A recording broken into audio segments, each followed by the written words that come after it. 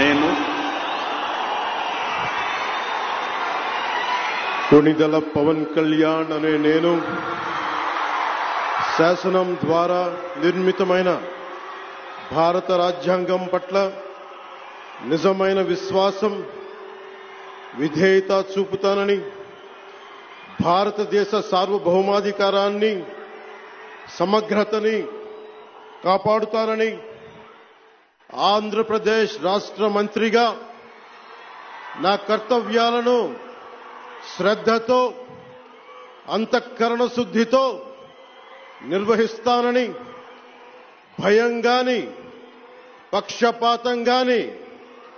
రాగద్వేషాలు గాని లేకుండా రాజ్యాంగాన్ని, శాసనాలని అనుసరించి ప్రజలందరికీ న్యాయం చేకూరుస్తానని దైవ సాక్షిగా ప్రమాణం చేస్తున్నాను. నేను కొణిదెల పవన్ కళ్యాణ్ అనే నేను ఆంధ్రప్రదేశ్ రాష్ట్ర మంత్రిగా నా పరిశీలనకు వచ్చిన